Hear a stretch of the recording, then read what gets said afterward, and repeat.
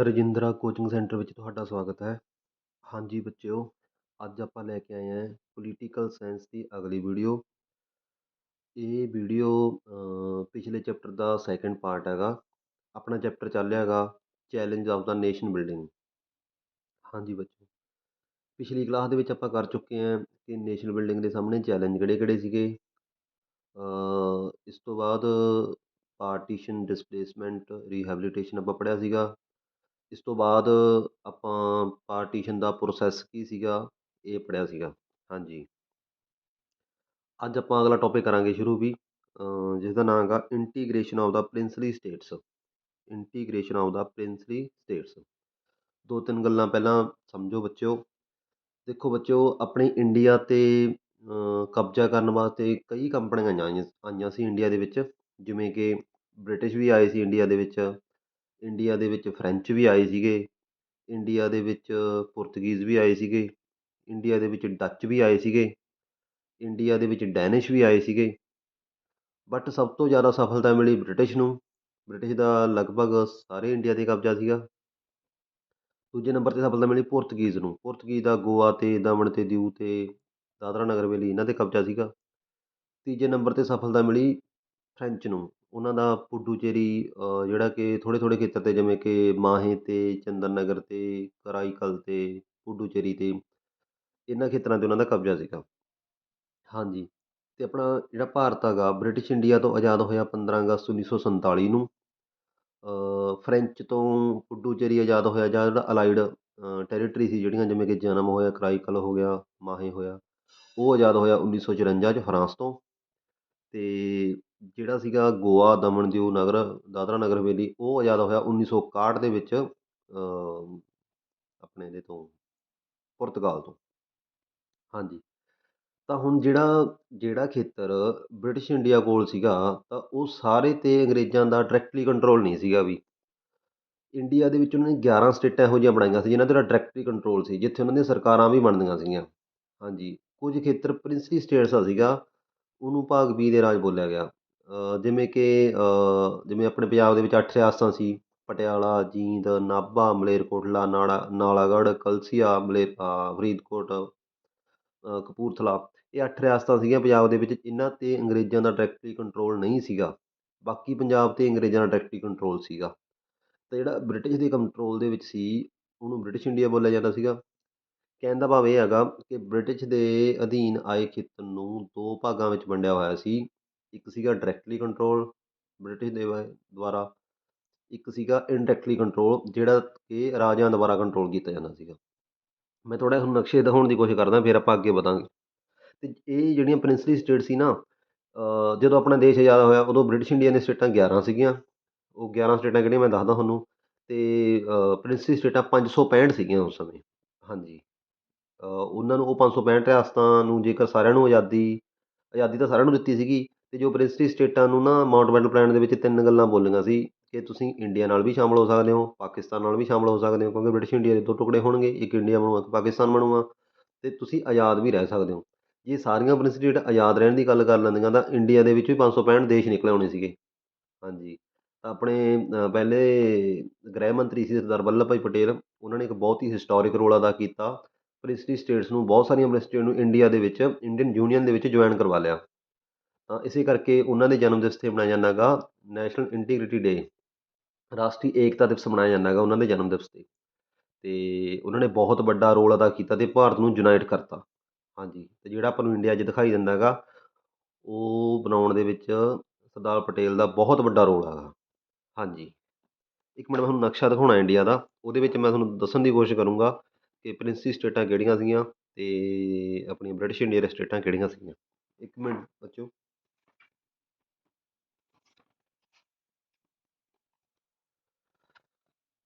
ਦੇਖੋ ਬੱਚਿਓ, ਆਹ ਵਾਲਾ ਮੈਪ ਹੈ ਵੀ ਇੰਡੀਆ ਦਾ।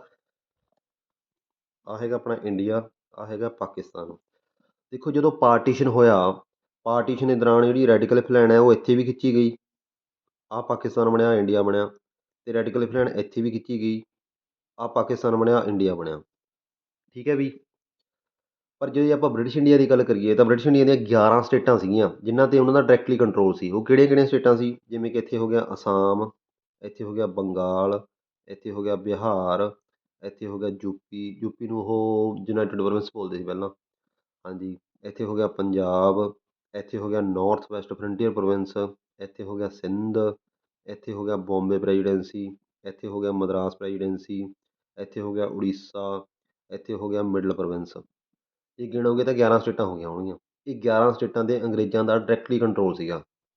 ਹਾਂਜੀ, ਬਾਕੀ ਜਿਹੜਾ ਖੇਤਰ ਬਚ ਗਿਆ, ਜਿਵੇਂ ਕਿ ਆਹ ਬਚ ਗਿਆ ਕਸ਼ਮੀਰ, ਇੱਥੇ ਪ੍ਰਿੰਸਲੀ ਸਟੇਟ ਸੀ। ਜਿਵੇਂ ਕਿ ਆਹ ਬਲੋਚਿਸਤਾਨ ਬਚ ਗਿਆ, ਇੱਥੇ ਪ੍ਰਿੰਸਲੀ ਸਟੇਟ ਸੀ। ਜਿਵੇਂ ਕਿ ਆਹ ਰਾਜਪੂਤਾਨਾ ਬਚ ਗਿਆ, ਇਹ ਪ੍ਰਿੰਸਲੀ ਸਟੇਟ ਸੀ। ਪੰਜਾਬ ਦੇ ਵਿੱਚ ਹੱਟ ਰਿਆਸਤਾਂ ਸੀ। ਆਹ ਸੌਰਾਸ਼ਟਰ, ਇੱਥੇ ਬਹੁਤ ਸਾਰੀਆਂ ਪ੍ਰਿੰਸਲੀ ਸਟੇਟ ਸੀ। ਮੱਧ ਪ੍ਰਾਂਤ ਦੇ ਵਿੱਚ ਵੀ ਬਹੁਤ ਸਾਰੀਆਂ ਪ੍ਰਿੰਸਲੀ ਸਟੇਟ ਸੀ। ਤਰਾਵਣਕੋਰ, ਇਹ ਵੀ ਇੱਕ ਪ੍ਰਿੰਸਲੀ ਸਟੇਟ ਸੀ। ਮਣੀਪੁਰ ਪ੍ਰਿੰਸਲੀ ਸਟੇਟ ਸੀ।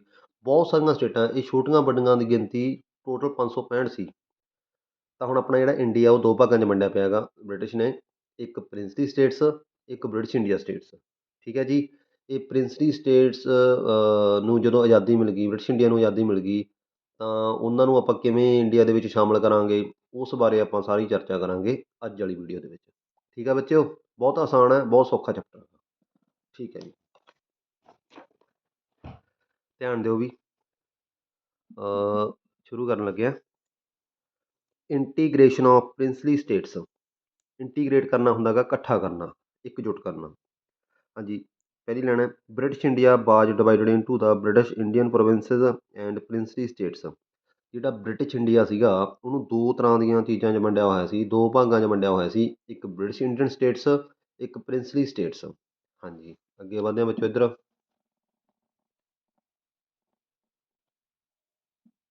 ਹਾਂਜੀ, the British Indian provinces were directly under the control of the British government. On the other hand, several large and small states ruled by the princes called the princely states. ਵੀ ਜਿਹੜੀਆਂ ਤਾਂ British India ਦੇ province ਸੀਗੇ ਉਹਨਾਂ ਨੂੰ ਤਾਂ directly British government control ਕਰਦੀ ਸੀਗੀ, ਅਤੇ ਜਿਹੜੀਆਂ ਦੂਜੇ ਪਾਸੇ ਛੋਟੀਆਂ ਜਾਂ ਵੱਡੀਆਂ ਸਟੇਟਾਂ ਸੀਗੀਆਂ ਜਿਨ੍ਹਾਂ ਨੂੰ ਰਾਜਕੁਮਾਰ ਜਾਂ ਰਾਜੇ ਕੰਟਰੋਲ ਕਰਦੇ ਸੀ ਉਹਨਾਂ ਨੂੰ ਪ੍ਰਿੰਸਲੀ ਸਟੇਟਸ ਬੋਲਿਆ ਜਾਂਦਾ ਸੀਗਾ। ਹਾਂਜੀ, ਤਾਂ ਮੈਂ ਤੁਹਾਨੂੰ ਇਹ ਵੀ ਦੱਸ ਚੁੱਕਿਆ ਗਾ ਕਿ ਉਸ ਸਮੇਂ ਪ੍ਰਿੰਸਲੀ ਸਟੇਟ ਦੀ ਜਿਹੜੀ ਸੰਖਿਆ ਹੈਗੀ ਉਹ 565 ਸੀ, ਲਗਭਗ 565 ਸੀਗੀ। ਠੀਕ ਹੈ ਜੀ। ਅਤੇ ਜਿਹੜੀਆਂ ਬ੍ਰਿਟਿਸ਼ ਦੇ ਦੁਆਰਾ ਕੰਟਰੋਲ ਕੀਤੀਆਂ ਜਾਂਦੀਆਂ ਸੀ ਉਹ ਸੀਗੀਆਂ 11 ਸਟੇਟਾਂ ਸੀਗੀਆਂ। ਆਜ਼ਾਦੀ ਤੱਕ 11 ਸੀ, ਹੌਲੀ ਹੌਲੀ ਬਣਦੀਆਂ ਗਈਆਂ, ਕਦੋਂ 9 ਸੀ, ਕਿਸੇ ਸਮੇਂ 7 ਸੀ, ਹੌਲੀ ਹੌਲੀ ਬਣਦੀਆਂ ਗਈਆਂ। ਜਿਵੇਂ ਕਿ ਆਪਾਂ ਗੱਲ ਕਰੀਏ ਉੜੀਸਾ ਦੀ, ਉੜੀਸਾ ਜਿਹੜਾ 1936 'ਚ ਬਣਿਆ ਸੀਗਾ। ਜੇ ਆਪਾਂ ਪੰਜਾਬ ਦੀ ਗੱਲ ਕਰੀਏ, ਜਿਹੜਾ ਪੰਜਾਬ ਹੈਗਾ ਉਹ ਸ਼ਾਇਦ 1858 'ਚ ਬਣਿਆ ਸੀਗਾ। ਇਸ ਤਰ੍ਹਾਂ ਇਹ ਹੌਲੀ ਹੌਲੀ ਬਣੀ ਜਾਣਗੀਆਂ, ਅਤੇ ਇਹਨਾਂ ਦੀ ਸੰਖਿਆ 11 ਸੀਗੀ ਜਦੋਂ ਦੇਸ਼ ਆਜ਼ਾਦ ਹੋਇਆ ਉਸ ਸਮੇਂ। ਹਾਂਜੀ, ਦਾ ਪ੍ਰੋਬਲਮਸ, ਹੁਣ ਸਮੱਸਿਆ ਕੀ ਹੈ ਵੀ, ਸਮੱਸਿਆ ਪਹਿਲੀ ਪੁਆਇੰਟ ਹੈਗਾ ਵੀ British government said that 565 princely states that would become legally independent and were free to join either India or Pakistan and remain independent if they so wished. ਕਹਿੰਦੇ ਜਦੋਂ 565 ਰਿਆਸਤਾਂ ਨੂੰ ਵੀ ਬੋਲ ਦਿੱਤਾ ਗਿਆ ਕਿ ਤੁਸੀਂ ਵੀ ਲੀਗਲੀ ਇੰਡੀਪੈਂਡੈਂਟ ਹੋ। ਜਦੋਂ ਦੇਸ਼ ਆਜ਼ਾਦ ਹੋਇਆ 15 ਅਗਸਤ 1947 ਨੂੰ ਮਾਊਂਟਬੈਟਨ ਪਲਾਨ ਦੇ ਤਹਿਤ ਆਜ਼ਾਦ ਹੋਇਆ, ਤਾਂ ਉਹਦੇ ਵਿੱਚ ਇਹ ਵੀ ਲਾਈਨ ਲਿਖੀ ਹੋਈ ਸੀ ਕਿ ਜਿਹੜੀਆਂ 565 ਰਿਆਸਤਾਂ ਨੇ, ਪ੍ਰਿੰਸਲੀ ਸਟੇਟਸ ਨੇ, ਉਹ ਵੀ ਕਾਨੂੰਨੀ ਤੌਰ 'ਤੇ ਆਜ਼ਾਦ ਹੋ ਚੁੱਕੀਆਂ ਨੇ। ਉਹਨਾਂ ਦੀ ਮਰਜ਼ੀ ਹੈ, ਉਹ ਇੰਡੀਆ ਨਾਲ ਵੀ ਸ਼ਾਮਲ ਹੋ ਸਕਦੇ ਹੈਗੇ, ਪਾਕਿਸਤਾਨ ਨਾਲ ਵੀ ਸ਼ਾਮਲ ਹੋ ਸਕਦੇ ਹੈ, ਅਤੇ ਜੇ ਉਹ ਚਾਹੁਣ ਤਾਂ ਉਹ ਆਜ਼ਾਦ ਵੀ ਰਹਿ ਸਕਦੇ ਹੈਗੇ। ਹਾਂਜੀ, ਇਹ ਵੈਸੇ ਲਾਈਨ ਦੇਖੋ ਖਤਰਨਾਕ ਲਾਈਨ ਹੈ, ਜਿਹਦੇ ਵਿੱਚ ਆਹ ਲਾਈਨ ਵੀ ਲਿਖੀ ਹੋਈ ਹੈ ਕਿ ਉਹ ਆਜ਼ਾਦ ਵੀ ਰਹਿ ਸਕਦੇ ਹੈਗੇ। ਹਾਂਜੀ, ਇਹੀ ਸਮੱਸਿਆ ਦੀ ਜੜ੍ਹ ਹੈ। ਅੱਗੇ ਵਧਦੇ ਹਾਂ ਵੀ ਅਗਲਾ, first of all the ruler of Travancore announced that the state had decided on independence. ਸਭ ਤੋਂ ਪਹਿਲਾਂ ਤਰਾਵਣਕੋਰ ਦੇ ਰੂਲਰ ਨੇ ਇਹ ਘੋਸ਼ਣਾ ਕੀਤੀ ਕਿ ਉਹ ਆਜ਼ਾਦ ਰਹਿਣਾ ਚਾਹੁੰਦਾ ਹੈਗਾ। ਹਾਂਜੀ, ਅੱਗੇ the Nizam of Hyderabad made a similar announcement the next day. ਇਹ ਤੋਂ ਅਗਲੇ ਦਿਨ ਹੀ ਹੈਦਰਾਬਾਦ ਦੇ ਨਿਜ਼ਾਮ ਨੇ ਵੀ ਇਹ ਕਹਿਤਾ ਕਿ ਉਹ ਵੀ ਆਜ਼ਾਦ ਰਹੂਗਾ, ਉਸਨੇ ਵੀ ਆਜ਼ਾਦ ਰਹਿਣਾ ਹੈਗਾ। ਹਾਂਜੀ, ਇਸ ਤੋਂ ਬਾਅਦ ਵੀ the ruler of Manipur was sorry Nizam of Hyderabad made a similar announcement the next day. Then Kashmir and Junagadh state. Kashmir ਦਾ ਰਾਜਾ ਸੀਗਾ ਵੀ ਉਸ ਸਮੇਂ ਮਹਾਰਾਜਾ ਹਰੀ ਸਿੰਘ, ਅਤੇ ਇੱਕ ਜੂਨਾਗੜ੍ਹ ਦਾ ਨਵਾਬ ਵੀ ਸੀਗਾ। ਜੂਨਾਗੜ੍ਹ ਗੁਜਰਾਤ ਦੇ ਵਿੱਚ ਹੈ ਵੀ। ਤਾਂ ਜੂਨਾਗੜ੍ਹ ਦੇ ਨਵਾਬ ਨੇ ਵੀ ਇਹ ਘੋਸ਼ਣਾ ਕਰਤੀ, ਕਸ਼ਮੀਰ ਦੇ ਰਾਜੇ ਨੇ ਵੀ ਇਹ ਘੋਸ਼ਣਾ ਕਰਤੀ, ਹੈਦਰਾਬਾਦ ਦੇ ਨਿਜ਼ਾਮ ਨੇ ਵੀ ਘੋਸ਼ਣਾ ਕਰਤੀ ਕਿ ਅਸੀਂ ਕੀ ਰਹਿਣਾ ਹੈ, ਆਜ਼ਾਦ ਰਹਿਣਾ ਗਾ, ਇੰਡੀਅਨ ਯੂਨੀਅਨ ਜਾਂ ਪਾਕਿਸਤਾਨ ਨੂੰ ਜੁਆਇਨ ਨਹੀਂ ਕਰਨਾ। ਹਾਂਜੀ, ਅਗਲਾ ਪੁਆਇੰਟ ਹੈ ਵੀ rural of Manipur was also announce that the state had independent. Manipur ਦਾ ਰਾਜਾ ਸੀਗਾ ਵੀ ਬੋਧ ਚੰਦਰ ਸਿੰਘ, ਉਹਨੇ ਵੀ ਇਹ ਘੋਸ਼ਣਾ ਕੀਤੀ ਕਿ ਉਹ ਵੀ ਆਜ਼ਾਦ ਰਹੂਗਾ, ਉਹ ਵੀ ਇੰਡੀਅਨ ਯੂਨੀਅਨ ਨੂੰ ਜੁਆਇਨ ਨਹੀਂ ਕਰੂਗਾ। ਅੱਗੇ ਵਧਦੇ ਹਾਂ ਵੀ, ਅੱਗੇ ਹੈ ਵੀ ਗੌਰਮੈਂਟ ਅਪਰੋਚ। ਤਾਂ ਸਰਕਾਰ ਨੇ ਕੀ ਅਪਰੋਚ ਅਪਣਾਈ ਇਹਨਾਂ ਦੇ ਪ੍ਰਤੀ, ਸਰਕਾਰ ਨੇ ਕੀ ਫੈਸਲੇ ਲਏ, ਕਿਸ ਤਰ੍ਹਾਂ ਇਸ ਸਿਚੁਏਸ਼ਨ ਨੂੰ ਹੈਂਡਲ ਕੀਤਾ, ਇਹ ਆਪਾਂ ਪੜ੍ਹਦੇ ਹਾਂਗੇ। ਹਾਂਜੀ, ਪਹਿਲਾ ਪੁਆਇੰਟ ਹੈ ਵੀ Sardar Patel played a historic role in negotiating with the rulers princely states and bringing most of them into Indian union. ਤਾਂ ਸਰਦਾਰ ਪਟੇਲ ਨੇ ਬਹੁਤ ਹੀ ਇਤਿਹਾਸਕ ਰੋਲ ਅਦਾ ਕੀਤਾ ਵੀ ਇਹਨਾਂ ਪ੍ਰਿੰਸਲੀ ਸਟੇਟ ਨੂੰ ਭਾਰਤ ਦੇ ਵਿੱਚ ਸ਼ਾਮਲ ਕਰਨ ਦੇ ਵਿੱਚ, ਅਤੇ ਉਹਨਾਂ ਨੇ ਜਿਹੜੇ ਪ੍ਰਿੰਸਲੀ ਸਟੇਟ ਦੇ ਰੂਲਰ ਹੈਗੇ ਉਹਨਾਂ ਦੇ ਨਾਲ ਗੱਲਬਾਤ ਚਲਾਈ ਤਾਂ ਕਿ ਉਹਨਾਂ ਨੂੰ ਇੰਡੀਅਨ ਯੂਨੀਅਨ ਵਿੱਚ ਸ਼ਾਮਲ ਕੀਤਾ ਜਾ ਸਕੇ। ਹਾਂਜੀ, the people of most of the princely states clearly wanted to become part of the Indian Union। ਜਿਹੜੇ ਪ੍ਰਿੰਸਲੀ ਸਟੇਟਾਂ ਦੇ ਲੋਕ ਸੀਗੇ ਨਾ, ਉਹਨਾਂ ਨੇ ਕਲੀਅਰ ਕਰਤਾ ਸੀ ਕਿ ਉਹ ਇੰਡੀਅਨ ਯੂਨੀਅਨ ਦਾ ਭਾਗ ਬਣਨਾ ਚਾਹੁੰਦੇ ਹੈਗੇ। ਹਾਂਜੀ, ਸਾਰੀਆਂ ਸਟੇਟਾਂ ਦੇ ਲਗਭਗ ਸਾਰੇ ਸਟੇਟਾਂ ਦੇ ਪ੍ਰਿੰਸਲੀ ਸਟੇਟਾਂ ਦੇ ਜਿਹੜੇ ਲੋਕ ਸੀਗੇ, ਆਮ ਜਨਤਾ ਸੀ, ਆਮ ਪ੍ਰਜਾ ਸੀ, ਉਹ ਚਾਹੁੰਦੀ ਸੀ ਕਿ ਉਹ ਇੰਡੀਅਨ ਯੂਨੀਅਨ ਨੂੰ ਜੁਆਇਨ ਕਰਨਾ ਚਾਹੁੰਦੇ ਹੈਗੇ। ਹਾਂਜੀ, the government was prepare to be flexible in giving autonomy to some regions. ਪਰ ਫਿਰ ਵੀ ਸਰਕਾਰ ਕੁਝ ਖੇਤਰਾਂ ਦੇ ਵਿੱਚ, ਪ੍ਰਿੰਸਲੀ ਸਟੇਟ ਦੇ ਕੁਝ ਖੇਤਰਾਂ ਦੇ ਵਿੱਚ ਥੋੜ੍ਹੀ ਜਿਹੀ ਫਲੈਕਸੀਬਲ ਸੀਗੀ, ਚਾਹੁੰਦੀ ਸੀਗੀ ਕੁਝ ਨਾ ਕੁਝ ਆਪਾਂ ਅਟੋਨਮੀ ਦੇ ਸਕਦੇ ਹਾਂਗੇ। ਹਾਂਜੀ, ਉਹਨਾਂ ਦੀ ਸਮੱਸਿਆ ਨੂੰ ਜਾਣਦੇ ਹੋਏ, ਸਮਝਦੇ ਹੋਏ ਕੁਝ ਖੇਤਰਾਂ ਦੇ ਵਿੱਚ ਸਵੈਹੱਤਾ ਦੇਣ ਲਈ ਭਾਰਤ ਸਰਕਾਰ ਰਾਜੀ ਸੀਗੀ। ਹਾਂਜੀ, some rulers were not wanted to join and they had to be forced to join in India. ਕੁਝ ਰੂਲਰ ਨਹੀਂ ਚਾਹੁੰਦੇ ਸੀ, ਜਿਵੇਂ ਕਿ ਆਪਾਂ ਪਿੱਛੇ ਪੜ੍ਹ ਲਿਆ, ਜਿਵੇਂ ਕਿ ਕਸ਼ਮੀਰ ਨਹੀਂ ਚਾਹੁੰਦਾ ਸੀਗਾ, ਨਿਜ਼ਾਮ ਨਹੀਂ ਚਾਹੁੰਦਾ ਸੀ ਹੈਦਰਾਬਾਦ ਦਾ, ਜੂਨਾਗੜ੍ਹ ਦਾ ਨਵਾਬ ਨਹੀਂ ਚਾਹੁੰਦਾ ਸੀਗਾ, ਮਣੀਪੁਰ ਦਾ ਰਾਜਾ ਨਹੀਂ ਚਾਹੁੰਦਾ ਸੀਗਾ, ਤਾਂ ਉਹਨਾਂ ਨੂੰ ਫੋਰਸਫੁਲੀ ਇੰਡੀਅਨ ਯੂਨੀਅਨ ਦੇ ਵਿੱਚ ਸ਼ਾਮਲ ਕਰਵਾਇਆ ਜਾਊਗਾ। ਹਾਂਜੀ, Sardar Patel is also called as iron man of India.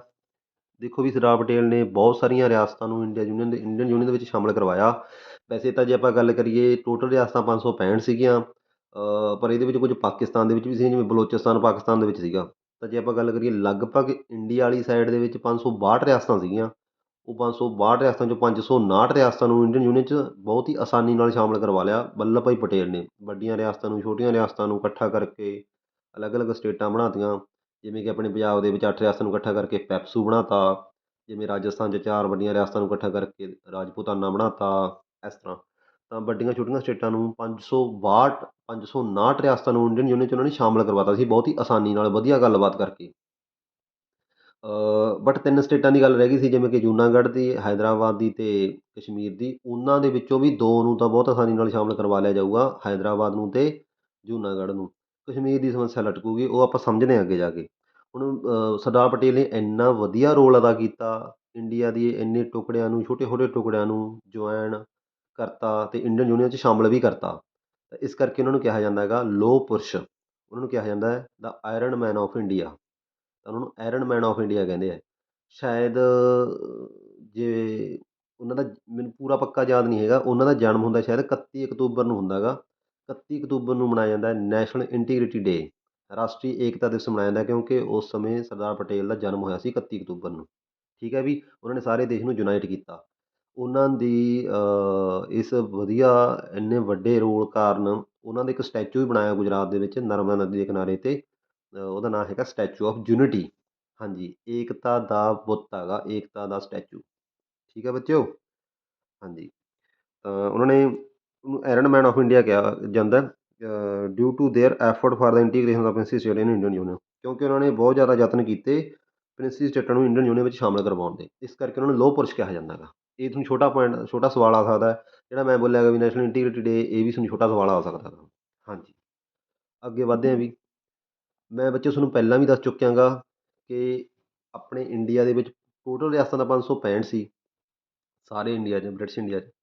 But ਕੁਝ ਰਿਆਸਤਾਂ ਪਾਕਿਸਤਾਨ ਵੀ ਚਲੀਆਂ ਗਈਆਂ। ਇਸ ਤੋਂ ਬਾਅਦ ਇੰਡੀਆ 'ਚ ਬਚਦੀਆਂ ਸੀਗੀਆਂ 562। ਉਹਨਾਂ 562 ਦੇ ਵਿੱਚ ਆਪਾਂ 559 ਨੂੰ ਸ਼ਾਮਲ ਕਰਵਾ ਚੁੱਕੇ ਹਾਂ। 3 ਰਿਆਸਤਾਂ ਰਹਿ ਗਈਆਂ ਵੀ, ਇੱਕ ਰਹਿ ਗਿਆ ਹੈਦਰਾਬਾਦ, ਇੱਕ ਰਹਿ ਗਿਆ ਜੂਨਾਗੜ੍ਹ, ਇੱਕ ਰਹਿ ਗਿਆ ਕਸ਼ਮੀਰ।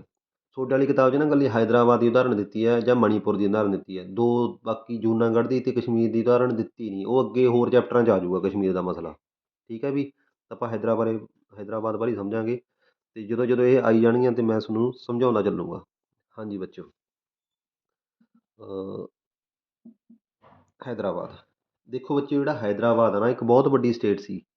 ਜਦੋਂ ਇੰਡੀਆ ਨੂੰ ਆਜ਼ਾਦੀ ਮਿਲ ਰਹੀ ਸੀ ਤਾਂ ਬਹੁਤ ਜ਼ਿਆਦਾ ਫਾਰਮੂਲੇ ਆ ਰਹੇ ਸੀਗੇ। ਉਹਦੇ ਵਿੱਚ ਇੱਕ ਵਾਰ ਇਹ ਵੀ ਫਾਰਮੂਲਾ ਆਇਆ ਸੀਗਾ ਕਿ ਇੰਡੀਆ ਨੂੰ 3 ਭਾਗਾਂ 'ਚ ਵੰਡ ਦਿੱਤਾ ਜਾਵੇ। ਇੱਕ ਜਿੱਥੇ ਮੁਸਲਮਾਨ ਆਬਾਦੀ ਜ਼ਿਆਦਾ ਹੈਗੀ, ਉਹ ਮੁਸਲਮਾਨਾਂ ਨੂੰ ਦੇ ਦਿੱਤਾ ਜਾਵੇ, ਪਾਕਿਸਤਾਨ ਬਣ ਜੂਗਾ ਉੱਥੇ। ਜਿੱਥੇ ਹਿੰਦੂਆਂ ਦੀ ਆਬਾਦੀ ਜ਼ਿਆਦਾ ਉੱਥੇ ਇੰਡੀਆ ਬਣ ਜੂਗਾ। ਜਿੱਥੇ ਦੋਨਾਂ ਦੀ ਆਬਾਦੀ ਇੱਕੋ ਜਿਹੀ ਹੈ ਉੱਥੇ ਇੱਕ ਹੋਰ ਦੇਸ਼ ਬਣ ਜੂਗਾ। ਇਹ ਵੀ ਗੱਲ ਇੱਕ ਵਾਰ ਇਹ ਵੀ ਗੱਲ ਚੱਲੀ ਕਿ ਹੈਦਰਾਬਾਦ ਨੂੰ ਅਲੱਗ ਦੇਸ਼ ਬਣਾ ਦਿੱਤਾ ਵੀ ਹੈਦਰਾਬਾਦ ਬਹੁਤ ਵੱਡੀ ਸਟੇਟ ਸੀ ਵੀ, ਭਾਵੇਂ ਕਿ ਇਹ ਇੰਡੀਅਨ ਟੈਰੇਟਰੀ ਨਾਲ ਹੀ ਘਿਰੀ ਹੋਈ ਸੀਗੀ। ਹੈਦਰਾਬਾਦ ਦੇ ਵਿੱਚ ਜਿਹੜੀ ਗਿਣਤੀ ਸੀਗੀ ਆਮ ਪ੍ਰਜਾ ਦੀ ਜਨਸੰਖਿਆ ਸੀ ਉਹ ਹਿੰਦੂ ਜ਼ਿਆਦਾ ਸੀਗੇ ਅਤੇ ਬਟ ਉੱਥੋਂ ਦਾ ਜਿਹੜਾ ਰੂਲਰ ਸੀ ਹੈਦਰਾਬਾਦ ਦਾ ਨਿਜ਼ਾਮ ਉਹ ਮੁਸਲਮਾਨ ਸੀਗਾ। ਹਾਂਜੀ, ਸਮੱਸਿਆ ਸਮਝਦੇ ਆਪਾਂ। ਇੱਕ ਵਾਰ ਮੈਂ ਸਾਰੀ ਦੱਸ ਹੀ ਦਿੰਦਾ। ਜਿਹੜਾ ਹੈਦਰਾਬਾਦ ਦਾ ਨਿਜ਼ਾਮ ਹੈਗਾ ਉਹ ਨਹੀਂ ਚਾਹੁੰਦਾ ਇੰਡੀਅਨ ਯੂਨੀਅਨ ਨੂੰ ਜੁਆਇਨ ਕਰਨਾ। ਤਾਂ ਬਟ ਜਦੋਂ ਇੰਡੀਆ ਦੇ ਵਿੱਚ ਡੈਮੋਕਰੇਸੀ ਆ ਗਈ 47 ਦੇ ਵਿੱਚ ਇੰਡੀਆ ਆਜ਼ਾਦ ਹੋ ਗਿਆ ਤਾਂ ਉੱਥੋਂ ਦੇ ਲੋਕਾਂ ਦੇ ਵਿੱਚ ਇਹ ਮੰਗ ਉੱਠਣ ਲੱਗੀ ਕਿ ਅਸੀਂ ਵੀ ਡੈਮੋਕਰੇਸੀ ਚਾਹੁੰਦੇ ਹਾਂ। ਅਸੀਂ ਸਾਡੇ ਕੋਲ ਵੀ ਉਹੀ ਰਾਈਟ ਆਉਣੇ ਚਾਹੀਦੇ ਜਿਹੜੇ ਕਿ ਆਮ ਲੋਕਾਂ ਕੋਲ ਆ ਗਏ, ਭਾਰਤ ਦੇ ਲੋਕਾਂ ਕੋਲ ਆ ਗਏ। ਹੈਦਰਾਬਾਦ ਦੇ ਲੋਕਾਂ ਕੋਲ ਉਹ ਰਾਈਟ ਨਹੀਂ ਆਏ, ਫੰਡਾਮੈਂਟਲ ਰਾਈਟ ਨਹੀਂ ਆਏ। ਤਾਂ ਉਹ ਚਾਹੁੰਦੇ ਸੀਗੇ ਵੀ ਅਸੀਂ ਵੀ ਇੰਡੀਆ ਦਾ ਹੀ ਭਾਗ ਬਣਨਾ ਚਾਹੁੰਦੇ ਹਾਂ। ਇੰਡੀਆ ਵਾਂਗੂ ਡੈਮੋਕਰੇਸੀ ਸਾਡੇ ਕੋਲ ਵੀ ਹੋਣੀ ਚਾਹੀਦੀ ਹੈ, ਸਾਡੇ ਕੋਲ ਵੀ ਫੰਡਾਮੈਂਟਲ ਰਾਈਟਸ ਹੋਣੇ ਚਾਹੀਦੇ ਹੈਗੇ। ਤਾਂ ਉਹਨਾਂ ਨੇ ਆਪਦੇ ਪੱਧਰ 'ਤੇ ਕੁਝ ਮੂਵਮੈਂਟ ਚਲਾਉਣੀਆਂ ਸ਼ੁਰੂ ਕਰਤੀਆਂ ਹੈਦਰਾਬਾਦ ਦੇ ਨਿਜ਼ਾਮ ਤੋਂ ਆਜ਼ਾਦ ਹੋਣ ਵਾਸਤੇ। ਤਾਂ ਉਹਨਾਂ ਨੂੰ ਦੱਬਣ ਵਾਸਤੇ, ਉਹਨਾਂ ਨੂੰ ਦਬਾਉਣ ਵਾਸਤੇ ਰਾਜੇ ਨੇ, ਨਿਜ਼ਾਮ ਨੇ ਇੱਕ ਅਸਥਾਈ ਸੈਨਾ ਲੈ ਲਈ, ਅਸਥਾਈ ਸੈਨਾ ਭਰਤੀ ਕਰ ਲਈ। ਉਹਦਾ ਨਾਂ ਸੀਗਾ ਰਜਾਕਰ। ਉਹ ਰਜਾਕਰਾਂ ਦੀ ਸੈਨਾ ਨੇ ਇਹਨਾਂ ਮੂਵਮੈਂਟਸ ਨੂੰ ਦਬਾਉਣਾ ਸ਼ੁਰੂ ਕਰਤਾ। ਕਈ ਉੱਥੇ ਇਹੋ ਜਿਹੀਆਂ ਚੀਜ਼ਾਂ ਘਟਨਾਵਾਂ ਹੋ ਗਈਆਂ, ਲੋਕ ਮਿਸਿੰਗ ਹੋਣ ਲੱਗ ਗਏ, ਲੋਕਾਂ ਨੂੰ ਜ਼ਬਰਦਸਤੀ ਕੁੱਟਿਆ ਮਾਰਿਆ ਜਾਣ ਲੱਗ ਪਿਆ, ਟੌਰਚਰ ਕੀਤਾ ਜਾਣ ਲੱਗ ਪਿਆ। ਜਿਹੜੇ ਮੂਵਮੈਂਟ ਨੂੰ ਲੀਡ ਕਰਦੇ ਉਹਨਾਂ ਲੀਡਰਾਂ ਨੂੰ ਟੌਰਚਰ ਕਰਨਾ ਸ਼ੁਰੂ ਕਰਤਾ। ਤਾਂ ਥੋੜ੍ਹਾ ਜਿਹਾ ਨਾ ਸਿਚੁਏਸ਼ਨ ਹੈ ਜਿਹੜੀ ਉਹ ਖਰਾਬ ਹੋਣ ਲੱਗ ਗਈ। ਇਸ ਕਰਕੇ ਭਾਰਤ ਸਰਕਾਰ ਨੂੰ 1948 49 ਦੇ ਵਿੱਚ ਇੰਟਰਫੇਅਰ ਕਰਨਾ ਪਊਗਾ। ਤਾਂ ਭਾਰਤ ਸਰਕਾਰ ਉਹਦੇ 'ਤੇ ਅਟੈਕ ਕਰ ਦੂਗੀ। ਆਪਰੇਸ਼ਨ ਪੋਲੋ ਲਾਂਚ ਕਰਿਆ ਸੀ ਇੰਡੀਅਨ ਗੌਰਮੈਂਟ ਨੇ। ਤਾਂ ਉਸ ਆਪਰੇਸ਼ਨ ਦੇ ਵਿੱਚ 5 ਦਿਨ ਦੀ ਫਾਈਟਿੰਗ ਤੋਂ ਬਾਅਦ ਜਿਹੜਾ ਨਿਜ਼ਾਮ ਹੈਗਾ ਹੈਦਰਾਬਾਦ ਦਾ ਉਹ ਹਾਰ ਜੂਗਾ। ਅਤੇ ਇਸ ਕਰਕੇ ਇੰਡੀਆ ਨੇ 2 ਲੈਟਰ ਕੱਢੇ ਸੀ, ਇੱਕ ਇੰਸਟਰੂਮੈਂਟ ਆਫ ਸੈਸ਼ਨ, ਇੱਕ ਇੰਸਟਰੂਮੈਂਟ ਆਫ ਮਰਜਰ। ਦੋਨਾਂ 'ਤੇ ਨਿਜ਼ਾਮ ਜਿਹੜਾ ਉਹ ਸਾਈਨ ਕਰ ਦੂਗਾ ਅਤੇ ਹੈਦਰਾਬਾਦ ਇੰਡੀਅਨ ਯੂਨੀਅਨ ਦਾ ਭਾਗ ਬਣ ਜੂਗਾ। ਠੀਕ ਹੈ ਜੀ। ਇਹੀ ਕਾਰਵਾਈ ਜੂਨਾਗੜ੍ਹ ਦੇ ਨਾਲ ਕੀਤੀ ਸੀ, ਬਟ ਜੂਨਾਗੜ੍ਹ ਦੇ ਵਿੱਚ ਬਾਅਦ ਦੇ ਵਿੱਚ ਪਲੈਬਸਾਈਟ ਵੀ ਕਰਵਾਇਆ ਗਿਆ ਸੀਗਾ ਅਤੇ ਉਹ ਵੀ ਇੰਡੀਅਨ ਯੂਨੀਅਨ ਦਾ ਭਾਗ ਬਣ ਗਿਆ ਸੀਗਾ। ਬਟ ਕਸ਼ਮੀਰ ਦੇ ਵਿੱਚ ਇੱਦਾਂ ਨਹੀਂ ਹੋ ਪਾਇਆ। ਉਹ ਜਦੋਂ ਆਪਾਂ ਕਸ਼ਮੀਰ ਦਾ ਮਸਲਾ ਸਮਝਾਂਗੇ ਉਦੋਂ ਆਪਾਂ ਪੜ੍ਹਾਂਗੇ। ਠੀਕ ਹੈ ਵੀ, ਚਲੋ ਸ਼ੁਰੂ ਕਰਦੇ ਹਾਂ। Hyderabad, the largest of the princely states, was surrounded entirely by the Indian territory। ਜਿਹੜਾ ਹੈਦਰਾਬਾਦ ਨਾ ਅੱਜ ਕੱਲ੍ਹ ਤੇਲੰਗਾਨਾ ਦੀ ਰਾਜਧਾਨੀ ਹੈ। ਤੁਸੀਂ ਐਂ ਸਮਝ ਲਓ ਵੀ ਜਿੰਨਾ ਸਾਰਾ ਤੇਲੰਗਾਨਾ ਉਹ ਸਾਰਾ ਹੈਦਰਾਬਾਦ ਸਟੇਟ ਹੁੰਦੀ ਸੀ, ਐਂ ਸਮਝ ਸਕਦੇ ਹੋ ਤੁਸੀਂ। ਹਾਂਜੀ, ਤਾਂ ਹੈਦਰਾਬਾਦ ਕਹਿੰਦੇ ਬਹੁਤ ਵੱਡੀ ਪ੍ਰਿੰਸਲੀ ਸਟੇਟ ਸੀ ਜਿਹੜੀ ਸਾਰੇ ਪਾਸਿਓਂ ਭਾਰਤੀ ਖੇਤਰ ਨਾਲ ਘਿਰੀ ਹੋਈ ਸੀ। The Nizam wanted an independent states for Hyderabad। He signed the standstill agreement with India in November 1947। ਜਿਹੜਾ ਨਿਜ਼ਾਮ ਸੀਗਾ ਹੈਦਰਾਬਾਦ ਦਾ ਉਹ ਚਾਹੁੰਦਾ ਸੀਗਾ ਆਜ਼ਾਦ ਰਹਿਣਾ। ਇਸ ਕਰਕੇ ਉਹਨੇ ਭਾਰਤ ਸਰਕਾਰ ਦੇ ਨਾਲ ਨਵੰਬਰ 1947 ਦੇ ਵਿੱਚ ਨਾ ਸਟੈਂਡ ਸਟਿੱਲ ਐਗਰੀਮੈਂਟ ਸਾਈਨ ਕਰ ਲਿਆ ਵੀ ਜਿਸ ਤਰ੍ਹਾਂ ਮੈਂ ਹੈ ਮੈਂ ਉਸੇ ਤਰ੍ਹਾਂ ਹੀ ਬਣਿਆ ਰਹਾਂਗਾ। ਇਸ ਤਰ੍ਹਾਂ ਉਹਨੂੰ ਸਟੈਂਡ ਸਟਿੱਲ ਐਗਰੀਮੈਂਟ ਬੋਲਦੇ ਆ। ਇਹ movement when the people of the Hyderabad state against the Nizam rule gathered force. ਤੇ ਜਦੋਂ ਹੈਦਰਾਬਾਦ ਸਟੇਟ ਦੇ ਆਮ ਲੋਕਾਂ ਨੇ ਇੱਕ ਮੂਵਮੈਂਟ ਚਲਾਈ ਤਾਂ ਉਹਦੇ ਅਗੇਂਸਟ ਨਿਜ਼ਾਮ ਨੇ ਕੀ ਹੈਗਾ ਫੋਰਸ ਗੈਦਰ ਕਰਨੀ ਸ਼ੁਰੂ ਕਰ ਲਈ। ਮੈਂ ਤੁਹਾਨੂੰ ਬੋਲਿਆ ਸੀਗਾ ਵੀ ਉਹਨਾਂ ਨੇ ਰਜਾਕਰਾਂ ਦੀ ਫੌਜ ਜਿਹੜੀ ਉਹ ਰੱਖੀ ਸੀਗੀ। ਤਾਂ ਨਿਜ਼ਾਮ ਰਿਸਪੌਂਡ ਬਾਈ ਦਾ ਅਨਲੀਸ਼ਿੰਗ ਏ ਪੈਰਾਮਿਲਟਰੀ ਫੋਰਸ।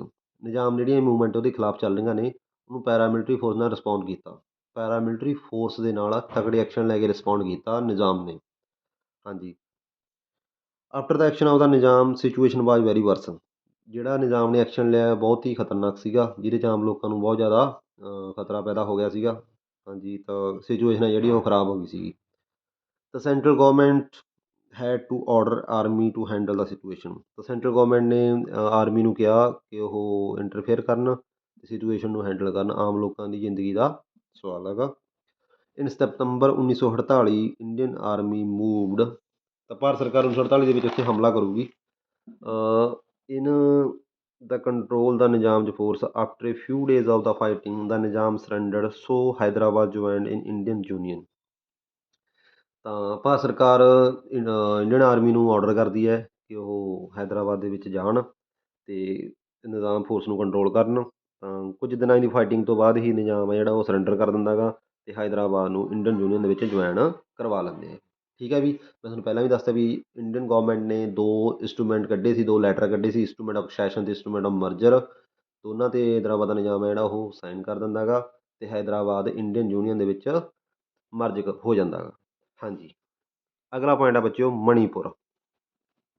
ਮਣੀਪੁਰ ਦੀ ਸਮੱਸਿਆ ਵੈਸੇ ਐਡੀ ਵੱਡੀ ਹੈ ਨਹੀਂ ਸੀਗੀ ਪਰ ਤੁਹਾਡੇ ਚੈਪਟਰ ਦੇ ਵਿੱਚ ਮਣੀਪੁਰ ਬਾਰੇ ਲਿਖਿਆ ਹੋਇਆ ਤਾਂ ਆਪਾਂ ਪੜ੍ਹਾਂਗੇ ਵੀ। ਹਾਂਜੀ, The Maharaja of Manipur, Bodh Chandra Singh, signed the instrument of accession with Indian government on the assurance that the internal autonomy of the Manipur would be maintained. Manipur ਦਾ ਰਾਜਾ ਸੀਗਾ ਵੀ ਬੋਧ ਚੰਦਰ ਸਿੰਘ, ਇਹ ਤੁਹਾਨੂੰ ਛੋਟਾ ਸਵਾਲ ਆ ਸਕਦਾ ਗਾ, ਇਹ ਯਾਦ ਰੱਖਿਓ। ਅਤੇ ਇਹਨੇ ਨਾ ਇੰਡੀਅਨ ਗੌਰਮੈਂਟ ਦੇ ਨਾਲ ਇੰਸਟਰੂਮੈਂਟ ਐਕਸੈਸ਼ਨ ਸਾਈਨ ਕਰ ਲਿਆ ਸੀਗਾ। ਉਹ ਇਸ ਭਰੋਸੇ ਸਾਈਨ ਕਰ ਲਿਆ ਕਿ ਉਹਦੀ ਇੰਟਰਨਲ ਅਟੋਨਮੀ ਉਸ ਨੂੰ ਦਿੱਤੀ ਜਾਊਗੀ, ਸਵੈਹੱਤਾ ਉਸੇ ਨੂੰ ਹੀ ਦਿੱਤੀ ਜਾਊਗੀ, ਉਹਨੂੰ ਰਾਜਾ ਬਣਾ ਕੇ ਹੀ ਰੱਖਿਆ ਜਾਊਗਾ। ਹਾਂਜੀ, ਤਾਂ ਉਹਨੇ ਇੰਸਟਰੂਮੈਂਟ ਐਕਸੈਸ਼ਨ 'ਤੇ ਸਾਈਨ ਕਰਤੇ ਸੀਗੇ। ਅੱਗੇ ਵੀ under the pressure of the public opinion the maharaja hold election in the Manipur in June 1948। ਉੱਥੋਂ ਦੇ ਲੋਕਾਂ ਦੇ ਪ੍ਰੈਸ਼ਰ ਹੇਠ ਆ ਕੇ, ਦਬਾਓ ਹੇਠ ਆ ਕੇ ਰਾਜੇ ਨੂੰ ਮਣੀਪੁਰ ਦੇ ਵਿੱਚ ਇਲੈਕਸ਼ਨ ਕਰਵਾਉਣੇ ਪਏ ਜੂਨ 1948 ਦੇ ਵਿੱਚ। ਹਾਂਜੀ, this Manipur was first part of the India to hold an election based on universal adult franchise. Manipur Bharat ਦੀ ਇੱਕ ਅਜਿਹੀ ਪਹਿਲੀ ਸਟੇਟ ਹੈ ਵੀ ਜਿੱਥੇ ਯੂਨੀਵਰਸਲ ਅਡਲਟ ਫਰੈਂਚਾਈਜ਼ ਦੇ ਅਧੀਨ ਇਲੈਕਸ਼ਨ ਹੋਏ। ਤਾਂ ਤੁਹਾਨੂੰ ਸਵਾਲ ਇਹ ਵੀ ਆ ਸਕਦਾ ਵੀ ਸਾਰਿਆਂ ਨਾਲੋਂ ਪਹਿਲਾਂ ਇੰਡੀਆ ਦੇ ਵਿੱਚ ਅਡਲਟ ਫਰੈਂਚਾਈਜ਼ ਦੇ ਅਕੋਰਡਿੰਗ ਸਭ ਤੋਂ ਪਹਿਲਾਂ ਇਲੈਕਸ਼ਨ ਕਿੱਥੇ ਹੋਏ ਸੀ? ਤਾਂ ਮਣੀਪੁਰ ਦੇ ਵਿੱਚ ਹੋਏ ਸੀ ਇਲੈਕਸ਼ਨ, ਇਹ ਯਾਦ ਰੱਖਣਾ ਤੁਸੀਂ। ਹਾਂਜੀ, ਤਾਂ ਰਾਜੇ ਨੇ ਉੱਥੇ ਇਲੈਕਸ਼ਨ ਵੀ ਕਰਵਾਤੇ ਵੀ। ਇਸ ਤੋਂ ਬਾਅਦ ਦਾ ਸਟੇਟ ਕਾਂਗਰਸ ਦਾ ਮਤਲਬ ਹੈ ਵਿਧਾਨ ਸਭਾ ਨੂੰ ਬੋਲ ਰਹੇ ਹੈਗੇ। The state Congress wanted the merge of the Manipur, other political party ਪਰ ਅਪੋਜ਼ ਟੂ ਦਿਸ। ਤਾਂ ਜਿਹੜੀ ਸਟੇਟ ਕਾਂਗਰਸ ਦੀ ਵਿਧਾਨ ਸਭਾ ਸੀ ਉਹ ਚਾਹੁੰਦੀ ਸੀਗੀ ਕਿ ਆਪਾਂ ਨੂੰ ਇੰਡੀਅਨ ਯੂਨੀਅਨ 'ਚ ਮਰਜ ਹੋ ਜਾਣਾ ਚਾਹੀਦਾ ਹੈਗਾ, ਪਰ ਜਿਹੜੀਆਂ ਐਂਟੀ ਪਾਰਟੀਆਂ ਸੀ ਉਹ ਨਹੀਂ ਚਾਹੁੰਦੀਆਂ ਸੀ ਵੀ ਅਸੀਂ ਇੰਡੀਅਨ ਯੂਨੀਅਨ 'ਚ ਮਰਜ ਹੋਈਏ, ਸ਼ਾਮਲ ਹੋਈਏ। ਹਾਂਜੀ, ਅੱਗੇ ਵੀ the state government of India succeeded in to signing a merger of agreement in September 1949। ਕਿਉਂਕਿ ਰਾਜੇ ਨੇ ਪਹਿਲਾਂ ਹੀ ਇੰਸਟਰੂਮੈਂਟ ਆਫ ਸੈਸ਼ਨ 'ਤੇ ਤਾਂ ਸਾਈਨ ਕਰ ਹੀ ਦਿੱਤੇ ਸੀਗੇ ਵੀ। ਇਸ ਤੋਂ ਬਾਅਦ ਇੰਡੀਆ ਨੇ ਅੱਗੇ ਵਧਦੇ ਹੋਏ ਮਰਜਰ ਐਗਰੀਮੈਂਟ 'ਤੇ ਵੀ ਸਾਈਨ ਕਰਵਾ ਲਏ ਰਾਜੇ ਦੇ ਸਤੰਬਰ 1949 ਦੇ ਵਿੱਚ। ਹੁਣ ਦੇਖੋ ਬੱਚਿਓ, ਰਾਜਾ ਚਾਹੁੰਦਾ ਗਾ ਮਣੀਪੁਰ ਨੂੰ ਮਰਜ ਕਰਵਾਉਣਾ, ਠੀਕ ਹੈ ਜੀ। ਕੁਝ ਐਂਟੀ ਪਾਰਟੀਆਂ ਨਹੀਂ ਚਾਹੁੰਦੀਆਂ ਮਣੀਪੁਰ ਨੂੰ ਮਰਜ ਕਰਵਾਉਣਾ, ਤਾਂ ਕੁਝ ਉੱਥੇ ਇਹੋ ਜਿਹੀ ਪ੍ਰਜਾ ਵੀ ਤਾਂ ਹੋ ਗਈ ਨਾ ਜਿਹੜੀ ਨਹੀਂ ਚਾਹੁੰਦੀ ਮਣੀਪੁਰ ਨੂੰ ਉਹ 'ਚ ਸ਼ਾਮਲ ਕਰਵਾਉਣਾ। ਇਸ ਕਰਕੇ ਮਣੀਪੁਰ ਦੇ ਵਿੱਚ ਕੀ ਹੈ, ਥੋੜ੍ਹਾ ਜਿਹਾ ਇੰਡੀਅਨ ਯੂਨੀਅਨ ਦੇ ਖਿਲਾਫ ਗੁੱਸਾ ਦੇਖਿਆ ਜਾਊਗਾ। ਹਾਂਜੀ, ਕੁਛ ਬੇਭਰੋਸਗੀ ਜਾਂ ਗੁੱਸਾ ਜਤਾਉਣਗੇ ਲੋਕ ਉੱਥੋਂ ਦੇ। ਹਾਂਜੀ, this caused a lot of anger and resentment in Manipur. ਤਾਂ ਇਸੇ ਕਾਰਨ ਕੀ ਹੋ ਗਿਆ, ਕਿਉਂਕਿ ਜਦੋਂ ਮਣੀਪੁਰ ਨੇ ਮਰਜਰ ਐਗਰੀਮੈਂਟ ਵੀ ਸਾਈਨ ਕਰ ਲਿਆ ਤਾਂ ਇੰਡੀਅਨ ਯੂਨੀਅਨ ਦਾ ਹਿੱਸਾ ਤਾਂ ਬਣ ਹੀ ਗਿਆ। ਇਸ ਕਰਕੇ ਲੋਕ ਜਿਹੜੇ ਉੱਥੋਂ ਦੇ ਮਣੀਪੁਰ ਦੇ ਲੋਕ ਹੈਗੇ ਉਹਨਾਂ ਦੇ ਰਿਜੈਂਟਮੈਂਟ ਅਤੇ ਐਂਗਰ ਦੇਖਿਆ ਗਿਆ। ਓਕੇ ਬੱਚਿਓ, ਇਹ ਸੀ ਮਣੀਪੁਰ ਦੀ ਸਮੱਸਿਆ। ਜਿੰਨਾ ਕੁ ਤੁਹਾਨੂੰ ਕਿਤਾਬ ਦੇ ਵਿੱਚ ਲਿਖਿਆ ਮੈਂ ਉਹ ਸਾਰਾ ਲਿਖਤਾ ਇਹਦੇ 'ਚ, ਤੁਸੀਂ ਇਹੀ ਲਿਖਣਾ ਗਾ। ਅੱਗੇ ਆਏ ਵੀ ਰੀਆਰਗੇਨਾਈਜੇਸ਼ਨ ਆਫ ਸਟੇਟਸ। ਦੇਖੋ ਬੱਚਿਓ, ਜਦੋਂ ਆਪਣਾ ਦੇਸ਼ ਆਜ਼ਾਦ ਹੋਇਆ ਤਾਂ ਮੈਂ ਤੁਹਾਨੂੰ ਪਹਿਲਾਂ ਵੀ ਇੰਡੀਆ ਦੇ ਵਿੱਚ ਬਹੁਤ ਸਾਰੀਆਂ ਬ੍ਰਿਟਿਸ਼ ਇੰਡੀਅਨ ਸਟੇਟ ਸੀਗੀਆਂ, 11 ਸੀਗੀਆਂ ਉਹ 'ਚੋਂ ਇੱਕ ਪੰਜਾਬ ਦੀ ਵੰਡ ਹੋ ਗਈ, ਬੰਗਾਲ ਦੀ ਵੰਡ ਹੋ ਗਈ। North West frontier Prince Pakistan ਨੂੰ ਆਇਆ ਸੀਗਾ, ਸਿੰਧ ਵੀ ਪਾਕਿਸਤਾਨ ਨੂੰ ਆਇਆ ਸੀਗਾ। ਤਾਂ ਉਹਦੇ ਵਿੱਚੋਂ 3 ਸਟੇਟਾਂ ਪਾਕਿਸਤਾਨ ਨੂੰ ਚਲੀਆਂ ਗਈਆਂ, ਜਾਂ 4 ਮੰਨੋ ਬੰਗਾਲ ਵੀ ਅੱਧਾ ਚਲਾ ਗਿਆ, ਤਾਂ ਬਾਕੀ ਸਟੇਟਾਂ ਇੰਡੀਆ ਦੇ ਵਿੱਚ ਹੀ ਸੀਗੀਆਂ। ਤਾਂ ਹੁਣ ਬਹੁਤ ਸਾਰੀਆਂ ਪ੍ਰਿੰਸੀ ਸਟੇਟਾਂ ਸੀਗੀਆਂ, ਪ੍ਰਿੰਸੀ ਸਟੇਟਾਂ ਨੂੰ ਵੀ ਸਟੇਟਾਂ ਦੇ ਨਾਲ ਜੋੜ ਦਿੱਤਾ ਗਿਆ, ਜਾਂ ਪ੍ਰਿੰਸੀ ਸਟੇਟਾਂ ਨੂੰ ਜੋੜ ਜੋੜ ਕੇ ਅਲੱਗ ਸਟੇਟਾਂ ਬਣਾ ਦਿੱਤੀਆਂ ਗਈਆਂ। ਤਾਂ ਇਹਦੇ ਵਿੱਚ ਭਾਸ਼ਾ ਦੇ ਆਧਾਰ 'ਤੇ ਮੰਗ ਉੱਠਣ ਲੱਗ ਗਈ ਵੀ ਸਾਨੂੰ ਭਾਸ਼ਾ ਦੇ ਆਧਾਰ 'ਤੇ ਰਾਜ ਮਿਲਣਾ ਚਾਹੀਦਾ ਹੈਗਾ। ਜਿਵੇਂ ਪੰਜਾਬ ਦੇ ਵਿੱਚ ਵੀ ਮਾਸਟਰ ਤਾਰਾ ਸਿੰਘ ਨੇ ਪੰਜਾਬੀ ਸੂਬਾ ਲਹਿਰ ਚਲਾਈ ਸੀਗੀ। ਆਂਧਰ ਪ੍ਰਦੇਸ਼ ਵਿੱਚ ਪੋਤੀ ਰਾਮਲੂ ਨੇ ਆਂਧਰ ਭਾਸ਼ਾ ਦੇ ਤੇਲਗੂ ਭਾਸ਼ਾ ਦੇ ਆਧਾਰ 'ਤੇ ਰਾਜ ਬਣਨਾ ਚਾਹੀਦਾ, ਉਹਦੇ ਲਈ ਮੰਗ ਉੱਠੀ ਸੀਗੀ। ਐਵੇਂ ਹੀ ਮਰਾਠਿਆਂ ਦੀ ਮੰਗ ਉੱਠੀ ਸੀਗੀ। ਇਸੇ ਤਰ੍ਹਾਂ ਸਮੇਂ ਸਮੇਂ 'ਤੇ ਕੀ ਹੈ, ਭਾਸ਼ਾ ਦੇ ਆਧਾਰ 'ਤੇ ਰਾਜ ਬਣਨੇ ਚਾਹੀਦੇ, ਇਹਨਾਂ ਦੀ ਮੰਗ ਉੱਠਣ ਲੱਗ ਗਈ। ਇਸਦੇ ਲਈ ਭਾਰਤ ਸਰਕਾਰ ਨੇ JBP ਕਮੇਟੀ ਬਣਾਈ ਸੀ, JBP ਸੰਮਤੀ 1948 'ਚ। ਉਹਨੇ ਆਪਦੀ ਰਿਪੋਰਟ ਦਿੱਤੀ ਸੀ, ਬਟ ਸੈਂਟਰਲ ਗੌਰਮੈਂਟ ਉਹਦੇ ਤੋਂ ਕਲੀਅਰ ਨਹੀਂ ਕਰ ਪਾਈ ਵੀ ਸਾਨੂੰ ਕੀ ਐਕਸ਼ਨ ਲੈਣਾ ਚਾਹੀਦਾ। ਤਾਂ ਭਾਰਤ ਸਰਕਾਰ ਨੇ ਕੋਈ ਐਕਸ਼ਨ ਲਿਆ ਨਹੀਂ ਵੀ ਆਪਾਂ ਨੂੰ ਰਾਜ ਦੇਣੇ ਚਾਹੀਦੇ ਜਾਂ ਨਹੀਂ ਦੇਣੇ ਚਾਹੀਦੇ। ਇਸ ਕਰਕੇ ਬਾਅਦ ਦੇ ਵਿੱਚ ਇੱਕ 1953 ਦੇ ਵਿੱਚ ਫੈਜ਼ਲ ਅਲੀ ਕਮਿਸ਼ਨ ਬਣੂਗਾ। ਉਹਦੇ ਵਿੱਚ ਵੈਸੇ 3 ਪਰਸਨ ਸੀਗੇ, ਇੱਕ ਸੀਗਾ HM ਕੁੰਜਰੂ, ਇੱਕ ਸੀਗਾ KM ਪਣੀਕਰ ਅਤੇ ਇੱਕ ਸੀਗਾ ਫੈਜ਼ਲ ਅਲੀ। ਫੈਜ਼ਲ ਅਲੀ ਹੈ ਜਿਹੜਾ ਉਹ ਕਮਿਸ਼ਨ ਦਾ ਚੇਅਰਮੈਨ ਸੀ, ਇਸ ਕਰਕੇ ਉਹਨੂੰ ਫੈਜ਼ਲ ਅਲੀ ਕਮਿਸ਼ਨ ਬੋਲ ਦਿੰਦੇ ਆ, ਹਿੰਦੀ 'ਚ ਫੈਜ਼ਲ ਅਲੀ ਆਯੋਗ ਬੋਲ ਦਿੰਦੇ ਆ। ਤਾਂ ਉਹਦੀ ਅਗਵਾਈ ਦੇ 'ਚ ਕਮਿਸ਼ਨ ਬਣਿਆ, ਤਾਂ ਉਹਨਾਂ ਨੇ ਸਾਰੇ ਦੇਸ਼ ਦੇ ਵਿੱਚ ਜਾਣ ਤੋਂ ਬਾਅਦ ਇੱਕ ਰਿਪੋਰਟ ਸੌਂਪੀ ਸੀ ਇੰਡੀਅਨ ਗੌਰਮੈਂਟ ਨੂੰ। ਤਾਂ ਉਹਦੇ ਵਿੱਚ ਲਿਖਿਆ ਸੀ ਵੀ ਭਾਸ਼ਾ ਆਧਾਰ 'ਤੇ ਰਾਜ ਬਣਨੇ ਚਾਹੀਦੇ ਆ। ਵੈਸੇ ਉਸ ਆਯੋਗ ਦੀਆਂ ਸਿਫਾਰਸ਼ਾਂ ਤੋਂ ਪਹਿਲਾਂ ਹੀ ਜਿਹੜਾ ਆਂਧਰਾ ਪ੍ਰਦੇਸ਼ ਆ 1952 'ਚ ਹੀ, ਦਸੰਬਰ 1952 'ਚ ਹੀ ਭਾਸ਼ਾ ਦੇ ਆਧਾਰ 'ਤੇ ਰਾਜ ਬਣ ਗਿਆ ਸੀ। ਤਾਂ ਭਾਸ਼ਾ ਆਧਾਰ 'ਤੇ ਰਾਜ ਬਣਿਆ ਆਪਣਾ ਸਾਰਿਆਂ ਨਾਲੋਂ ਪਹਿਲਾਂ ਆਂਧਰਾ ਪ੍ਰਦੇਸ਼ ਬਣਿਆ ਹੈਗਾ। ਇਸ ਨੂੰ ਛੋਟਾ ਸਵਾਲ ਆ ਸਕਦਾ ਗਾ। ਹਾਂਜੀ, ਪਰ ਬਾਅਦ ਦੇ ਵਿੱਚ ਹੌਲੀ ਹੌਲੀ ਅਗਲੀਆਂ ਸਟੇਟਾਂ ਬਣਨੀਆਂ ਸ਼ੁਰੂ ਹੋ ਜਾਣਗੀਆਂ ਭਾਸ਼ਾ ਦੇ ਆਧਾਰ 'ਤੇ। ਜਿਵੇਂ ਆਪਣਾ ਪੰਜਾਬ ਆ ਜਿਹੜਾ 1966 ਦੇ ਵਿੱਚ ਪੰਜਾਬ ਦੇ ਵਿੱਚੋਂ ਹਰਿਆਣਾ ਕੱਢਤਾ ਸੀ, ਹਿਮਾਚਲ ਕੱਢਤਾ ਸੀ, ਇਸ ਤਰ੍ਹਾਂ। ਚਲੋ ਬੱਚਿਓ, ਸ਼ੁਰੂ ਕਰਦੇ ਹਾਂ।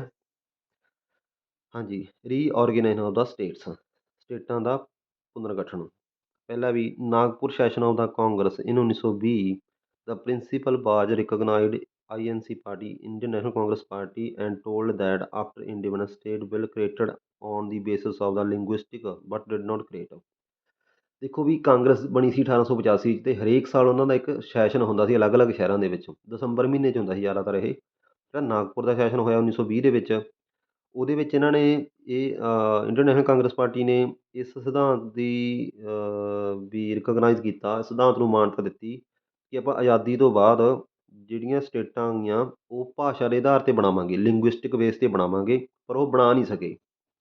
ਹਾਂਜੀ, ਅੱਗੇ Potti Shri Ramulu Congress leader went on an indefinite fast that led to his death after 56 days. Congress leader ਸੀਗਾ ਵੀ ਆਂਧਰ ਪ੍ਰਦੇਸ਼ ਦੇ ਵਿੱਚ, ਨਾਮ ਸੀ ਉਹਦਾ ਪੋਤੀ ਸ਼੍ਰੀ ਰਾਮਲੂ।